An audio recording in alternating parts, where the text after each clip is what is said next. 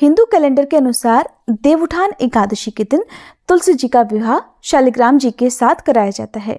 एकादशी के अलावा आप तुलसी जी का विवाह द्वादशी तिथि पर भी कर सकते हैं। जो लोग तुलसी जी का विवाह कराते हैं उनका दाम्पत्य जीवन सुखद बना रहता है। अगर युवक युवतियों के विवाह में कोई बाधा आ रही हो तो ऐसे लोगों को तुलसी जी के विवाह में जरूर सम्मिलित होना चाहिए। तुलसी विवाह के दिन आप तुलसी जी के पौधे का भी दान कर सकते हैं। और जो लोग किसी कारण से एकादशी या द्वादशी तिथि के दिन तुलसी जी का विवाह नहीं करा पाते हो, ऐसी मान्यता है कि एकादशी से लेकर कार्तिक पूर्णिमा तक आप किसी भी दिन सुबह से लेकर शाम तक किसी भी समय राहु काल के समय को छोड़कर तुलसी जी का विवाह करा सकते हैं। अगर आपके पास तुलसी जी का पौधा पहले से ही घर में है तो आप उनके साथ भी शालिग्राम जी का विवाह करा सकते हैं। शालिग्राम जी एक पत्थर के रूप में होते हैं। यदि आपके पास ना हो तो आप अपने आसपास मंदिर से भी पुजारी जी से मांगकर शालिग्राम जी को लाकर उनका विवाह कराने के बाद वापस उन्हें जो शालिग्राम जी हैं वो दे सकते हैं। अगर आप अपने घर पर ही शालिग्राम जी की पूजा करते हैं तब तो बहुत अच्छी बात है, लेकिन शालिग्राम जी की पूजा में बहुत सारी बातों का ध्यान रखना होता है। उनकी पूजा के जो नियम है वो थोड़े कठिन हैं, इसलिए हर किसी के लिए शालिग्राम जी की पूजा कर पाना संभव नहीं होता है। तो यदि आपके पास या आसपास शालिग्राम जी ना हो तो ऐसे में आप भगवान विष्णु की मूर्ति के साथ में या तस्वीर के साथ में भी तुलसी जी का विवाह करा सकते हैं। बस ध्यान रखें कि जो मूर्ति या तस्वीर हो आपके पास उसमें साथ में लक्ष्मी जी नहीं होनी चाहिए। जिस पौधे से आपने तुलसी जी का विवाह किया है उस पौधे का आप चाहे तो दान कर सकते हैं, नहीं तो आप उस पौधे को घर में भी रख सकते हैं। दान आप आसपास मंदिर में दे सकते हैं या फिर उस तुलसी जी के पौधे को आप किसी नदी के किनारे या तालाब सरोवर में या किसी पवित्र जगह पर लगा भी सकते हैं। तुलसी जी का विवाह कराने से परिवार में सुख शांति बनी रहती है। अगर किसी प्रकार की कोई आर्थिक समस्या है तो वो समस्या दूर होती है। हर प्रकार की बाधा और दुर्भाग्य दूर होता है। अविवाहित जो कन्याएं हैं उन्हें अच्छा जीवन साथी प्राप्त होता है। और जो लोग तुलसी जी का विवाह कराते हैं उनको आज के दिन कन्यादान करने जितना पुण्य प्राप्त होता है।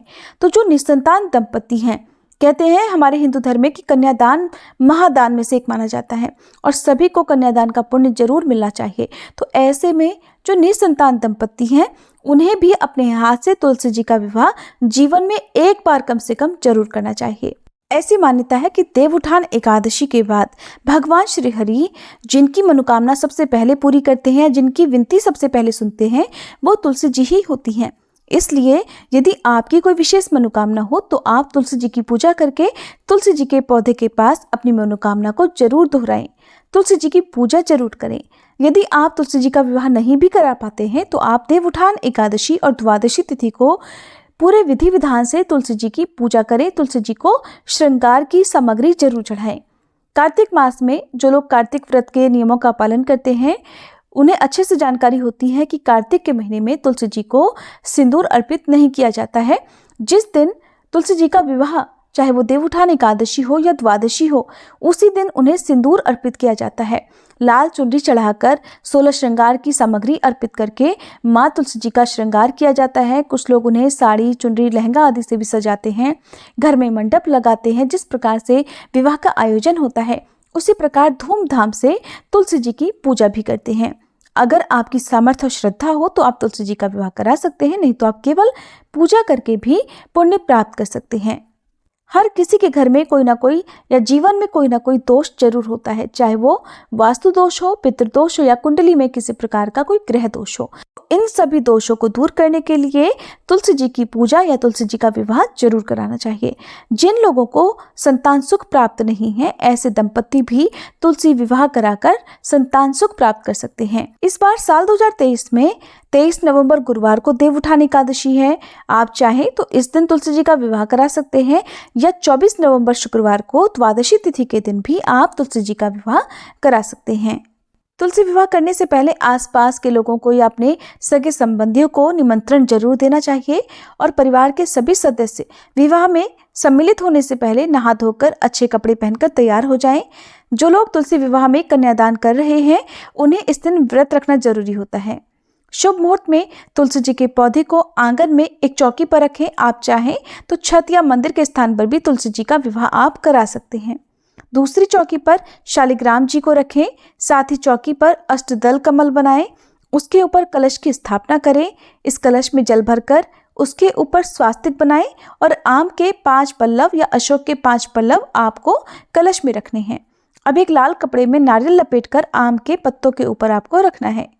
तुलसी जी के गमले पर गेरू लगाएं। साथ ही गमले के पास जमीन पर गेरू से रंगोली भी बनाएं। रंगों से या फूलों से भी आप रंगोली बना सकते हैं।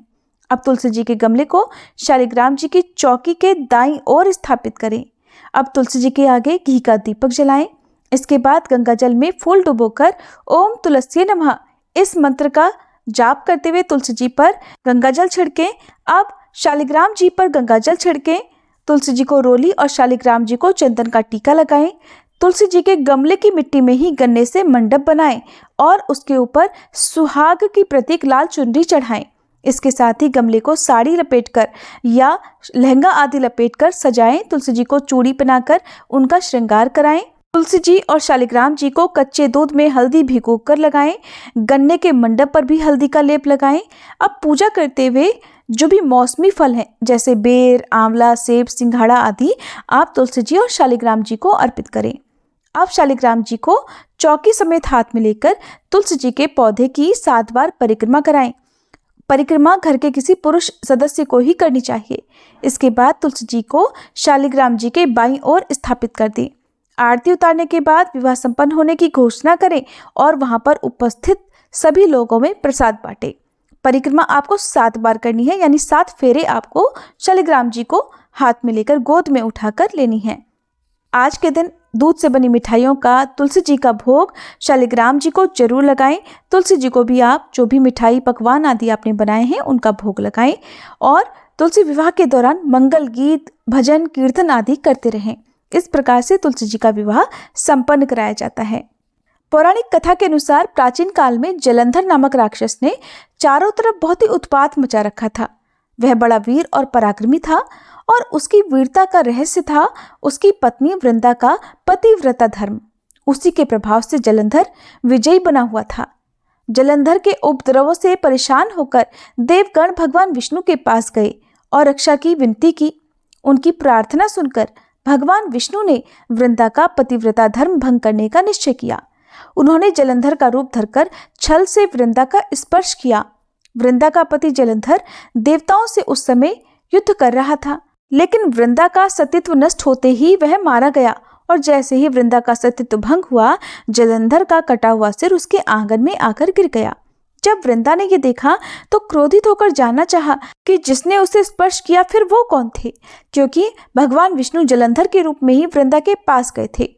तब सामने देखा तो साक्षात विष्णु जी खड़े हुए थे और उसने क्रोधित होकर भगवान विष्णु को ही श्राप दे डाला कि जिस प्रकार तुमने छल से मुझे पति वियोग दिया है, उसी प्रकार तुम्हारी पत्नी का भी छल पूर्वक हरण होगा और स्त्री वियोग सहने के लिए तुम भी मृत्यु लोक में जन्म लोगे। ऐसा कहकर वृंदा अपने पति के साथ ही सती हो गई। वृंदा के शाप से ही प्रभु श्री राम ने फिर अयोध्या में जन्म लिया था और उन्हें सीता जी के वियोग का दुख भी सहना पड़ा। जिस जगह पर वृंदा सती हुई थी वहां पर तुलसी जी का पौधा उत्पन्न हुआ। पुराणों में एक ऐसी कथा भी मिलती है कि जब तुलसी जी ने भगवान विष्णु को श्राप दिया था कि तुमने मेरा सतीत्व भंग किया है, इसलिए तुम पत्थर के हो जाओगे, तब वह पत्थर शालिग्राम कहलाया। भगवान विष्णु ने कहा, हे वृंदा, मैं तुम्हारे सतीत्व का आदर करता हूँ, लेकिन तुम तुलसी बनकर सदा मेरे साथ रहोगी। जो मनुष्य कार्तिक शुक्ल एकादशी के दिन तुम्हारे साथ मेरा विवाह कराएगा, उसकी हर मनोकामना पूरी होगी और बिना तुलसी दल के मेरी पूजा अधूरी मानी जाएगी। यही कारण है कि भगवान विष्णु की पूजा में तुलसी जी होना अनिवार्य होता है। बिना तुलसी दल के भगवान विष्णु अपना भोग स्वीकार नहीं करते हैं। ये थी आज की वीडियो। उम्मीद है जानकारी आपको पसंद आई होगी। वीडियो अगर अच्छी लगी हो तो प्लीज़ लाइक ज़रूर कीजिएगा।